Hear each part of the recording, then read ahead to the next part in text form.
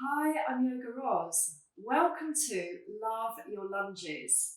Why do we want to lunge? Because lunges bring great mobility to your hips. They are excellent for lower body strengthening.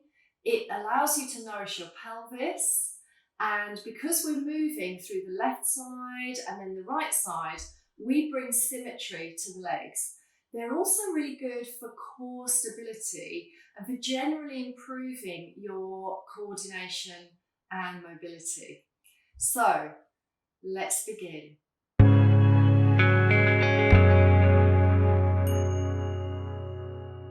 So in standing, please make sure that you've got 2 yoga bricks or 2 blocks to assist your practice today. So let's come to mountain at the top of the mat. Spread out your feet and toes, level off your pelvis, soften your knees. And as you reach through the arms, breathe in. Take a full body stretch. Open up the ribs. And as you exhale, dive forward into Ardha Uttanasana, tabletop back. And as you roll the shoulders away, soften or bend the knees or elongate the legs and draw your heart forward. Broaden the back. Now, of course, your bricks or blocks can be at a height suitable to you. We're going to use these to warm up the legs into the hips and lunges by stepping back from here. So when you're ready, step your right foot back, press the ball of the foot away, and extend your heart and chest forward into high lunge. And then step forward and step the left leg back, and same practice.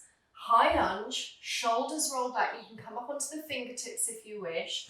Make sure that your right knee is above the right ankle and that the inner thighs are kind of squeezing into the midline. And then just continue. So step forward, inhale, tabletop back, exhale, high lunge.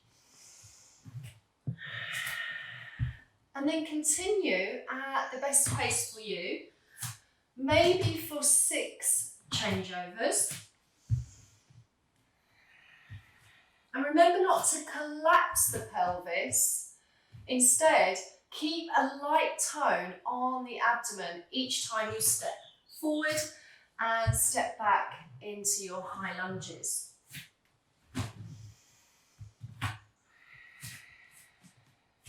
Next time you come to the top of the mat, again, please find Ardha Uttanasana, tabletop back.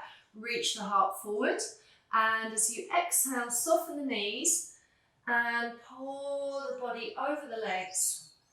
Let the crown descend. Shake out the head and neck. Ease out the body. So when we come into a deep forward fold, it really helps to loosen the vertebrae. So it lets go of any tension in the whole of the back line and into the head and neck. So let's now take a closer look at our various lunges to open up the hips. So left leg reaching back into high lunge. And then as you slide the knee away, allow the left knee to come down onto the mat, top of the foot softens, reach back through the toes, and finding pose of Ashwasandhalasana, the low lunge. Bring the palms onto the crease of the right hip. Raise the body, breathe in, and as you exhale, soften back into your lunge as best you can. And you can do this once or twice. You can also, again, use the support of your bricks or blocks. Importantly, try not to drop your body over the leg and simply collapse. So allowing some good corsetry of the core just around the midline, so that as you soften through your pelvis and hips and into this, especially now we're in this left hip flexor, you aren't straining or forcing. Once you feel more released in that zone, perhaps bring the bricks or blocks on the inside of your right foot and ankle and start to yield and surrender a little bit more deeply into pose of lizard, Utthan Prishtasana. You might even want to turn out through the right foot, so maybe creating a 45-degree angle as you continue to surrender. If that's appropriate for your pelvis, reach through with the elbows and forearms down. Maybe just pause here to settle. Of course, some of you might find that you do not need props, and you can bring your elbows all the way down to the earth, and you can even reach the fingers forward and extend through the arms. Maybe even the forehead comes down. So from here, slide back in, center your foot, fingertips on the framing the foot. As you curl the left toes, bring yourself back into high lunge, and then walk the hands through to the midline and step both toes, 10 toes forward, step both feet forward and find high Prasarita Padottanasana, so the wide angle standing. Anchor through all four corners of the feet. Lift the toes, find your inner arches, roll the shoulders back. And you may need to heel toe in a little, just so that you have a little bit more stability and control of the leg muscles here. And then just going into almost a warrior two style side lunge. So stepping the right foot, possibly 45-degree angle, draw down into the right hip and extend through the left groin, centering, 10 toes forward, and then turn your left foot out 45 degrees and lunge into that left side. And again, you can pivot between the two, just noticing how it feels for you today.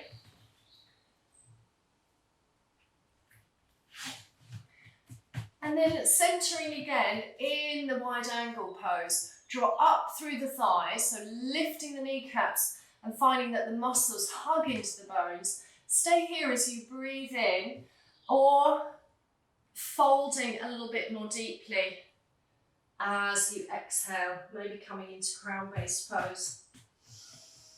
Shoulder blades release into the back, and just enjoy that open space, spreading through the groins. Make sure that the pelvis is tilted so that you find good energy drawing up through the backs of the thighs into your hamstrings. So we're going to try lizard now on the other side. So turn your body to find pivoting through to your high lunge. Extend through that right thigh, press out through the ball of the foot, left knee above the left ankle. Slide your right knee down. Bring the hands onto the hip crease. Stack the shoulders. When you're ready, inhale and you exhale and surrender. Just see how it feels to bring that open space energy into that right hip. Hands come on the inside of the left foot, roll the shoulders back. You might stay here, or again, you might choose to use your block stack. How does it feel to turn the left foot out and then slide deeper down into your lizard pose? How does it feel today?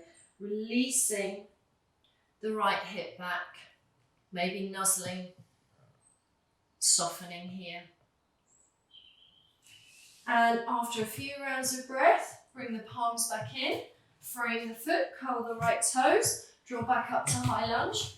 Come to the center of your mat, slide heel to heel alignment, wide angle standing. Pause here. Draw the heart forward. Perhaps choose to widen the legs a small amount more, but remember, no straining. And then again, turn to the right side. High lunge again on your right side. Slide the left knee down.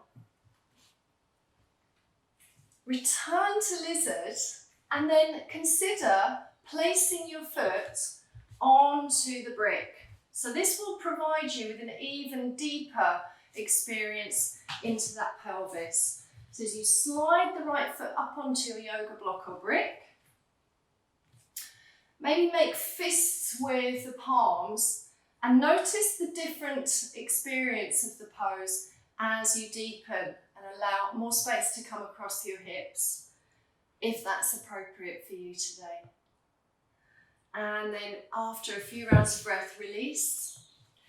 Bring your knees onto the earth in all fours and find some pelvic circles. And as you circle the pelvis, you can be quite organic here about how you move. You can be quite intuitive. Maybe get some little cat rolls into the practice. Let the forearms release down.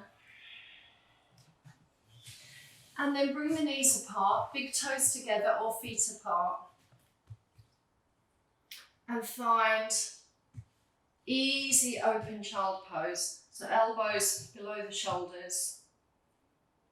Softening again into the groins. Possibly inviting the whole body to surrender.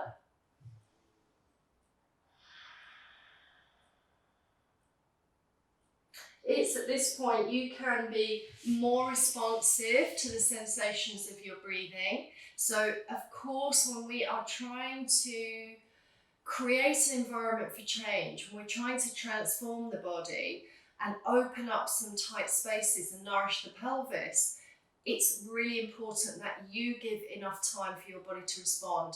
So remember, you might pause in one or two of these poses for a longer duration. But especially grounded poses do help you to open up the tissues in the body in a safe and comfortable way when you are linking your breath to the practice. So we're going to finish this little lunge party with what might be considered a supine lunge. So start to release your body into supine semi. So come to lie on your back. And settle the body onto the earth. Spread out the shoulders, open up the chest. And then fold your right thigh into the chest, a little hug and tug. And as you flex the right heel, take hold of the outside edge of the foot and or the inside, and draw the right knee to the chest, armpit, or to the side of the body. And this is the half happy baby pose. Some of you I know might want to clasp around the shin or the ankle. If you're perfectly okay to take hold of the outside edge of the foot, remember that you are going to press up through that extended heel. It's almost as if the earth is above you. And then lift the head and neck and body away and see if you like to reach out through that left leg, and you may even want to prop that left heel up on the block. So you can see that this is really an upside down, a supine version of a lunge pose. Settle in, close the eyes. Maybe you can gradually encourage the space to increase between the left hip and the right pelvic half. Elongate through that left heel. Again, find that space. Shoulder blades are down, grounded, mouth, face, teeth, lips and tongue really relaxed. After several breaths, let that go. And it might be a good idea just to stir the hip. And then of course, you can repeat through the second side. Inhale, exhale, fold the left thigh into the chest. Guide that left knee towards armpit, shoulder, or the side of the mat. Make sure that as far as you can, you refine that right angle.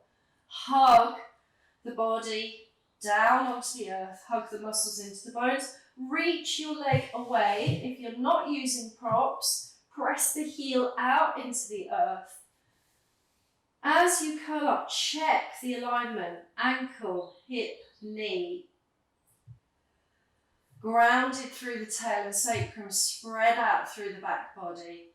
Close the eyes and just gradually, using strength and power in your body. Just gradually draw that left knee closer to the earth if that's what you can find today.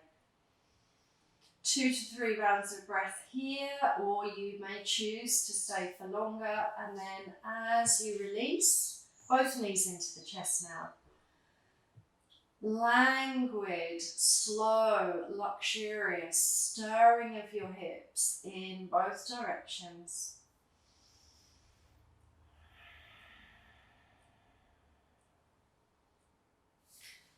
And then roll up to seated.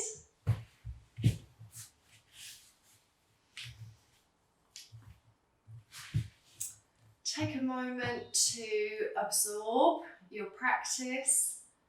Thank you so much for joining me today.